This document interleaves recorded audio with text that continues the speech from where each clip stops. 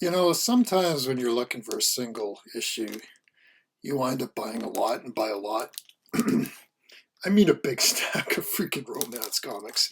Anyway, no suspense. This is the single issue I was after.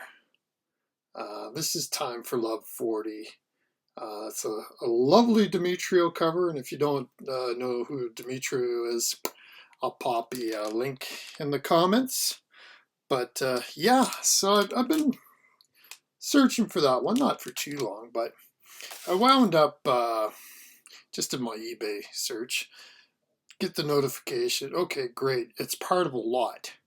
I think it was like $280 Canadian listed as. And I said, well, I just want one issue. I'll let that go. But by the time I looked at it, and I think like a couple hours later, seller had offered me a like 33% discount. And it was a Canadian seller. I'm here in Canada, so shipping was unbelievably a good deal. So I wound up doing it. Um, Am I a huge romance comic collector? No, not really. To be honest, about 10 years ago, I bought a few cheap ones just to try to get my daughters interested in comics. It didn't work, but it got me interested in some romance comics. So I'm kind of glad I started when I did because I'll just show you like some of the ones like with covers that I bought that it was kind of over the years. That's not a cheap comic. That was Young Romance 150. I love this Heartthrobs right here. I think that's like a 1966. It's a pretty cool cover anyway. Little Heartthrobs Neil Adams action there. That's actually, yes, the Neil Adams drew that cover. This one is one of my favorite. This is Falling in Love 99. This is a super iconic cover. Kind of started the Bronze Age for comics, in case you didn't know. No, it's a really cool cover. It's funny, like, start of the Bronze Age is my exact favorite era of all comics. And really, that was about 1970, but I gotta say, probably between 1968 to 1972 is what I consider like the greatest, coolest comics of all time. It's another really awesome cover. This one's DC. This is Love 1971. I think that's S21.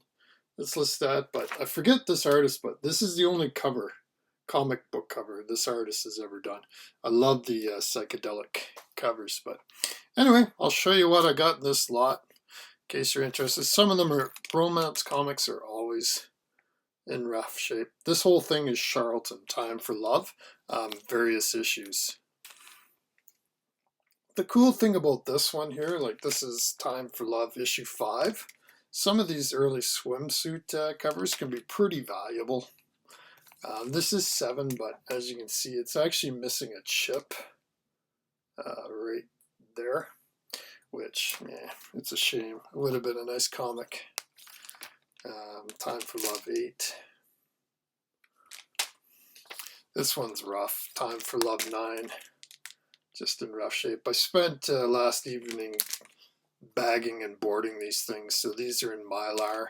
What you'll find with a lot of romance comics, like they're written over, as you can see from the 10 cents somebody's tried to sell this, they'll often have pen marks.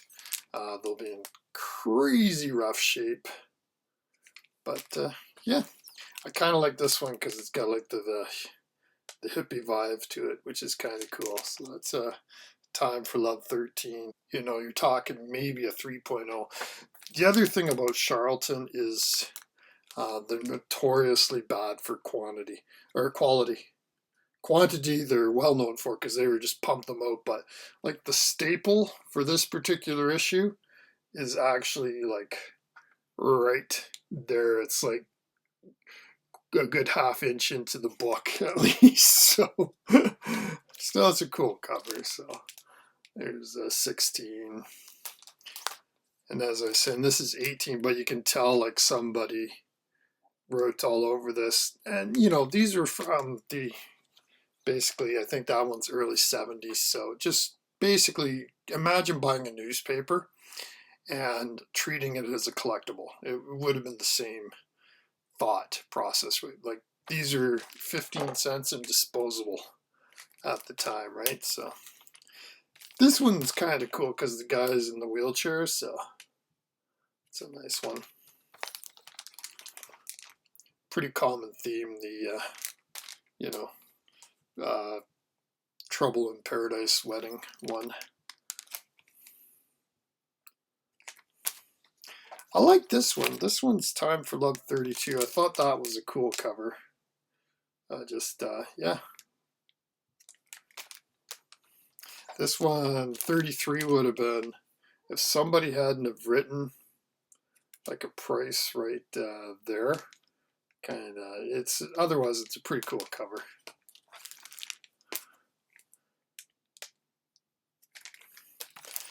Yeah, there's a lot of them. Paradise Now.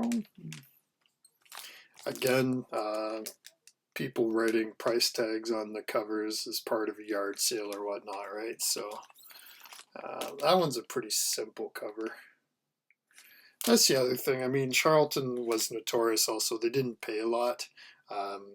So you did have some good artists, but a lot of the times it was just people looking to break into the industry and, you know, accepting lower page rates or lower artistic rates. This one was a cool cover. This was 45.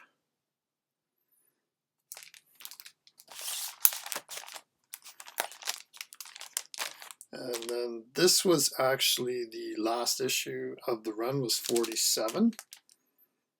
So I kind of like that one. It's pretty simple but stylish. And then in the lot there was also The Young Doctors, number 5. Somebody basically signed on the guy's surgical mask. So, but again, the one I really wanted was that Time for Love 40 Dimitri cover. I think the whole thing, even with shipping, was like $202 Canadian, which, you know, still a lot, but it's not for that amount of comics. There's a few that are kind of worth money, but you'll find the thing with any romance comic or any comic from that genre, right? Like from late 60s, early 70s, condition. Condition is everything. Like if you were to find, this isn't a 9.2 or anything like that, but if you could ever find that in like 9.2, 9.4, that's an insanely valuable comic because you never find romance comics in that kind of condition. I also found out another interesting fact about Charlton Comics is that they, by far, produce the most romance issues of any company, like including Marvel, DC. Actually, DC's number 2, and I think Marvel's number 3. But Charlton just cranked out the romance comic. Anyway, that's my latest lot. Thanks for watching, and hope you learned something. But yeah, that I spent too much money. There you go. Anyways, thanks for watching. Bye-bye.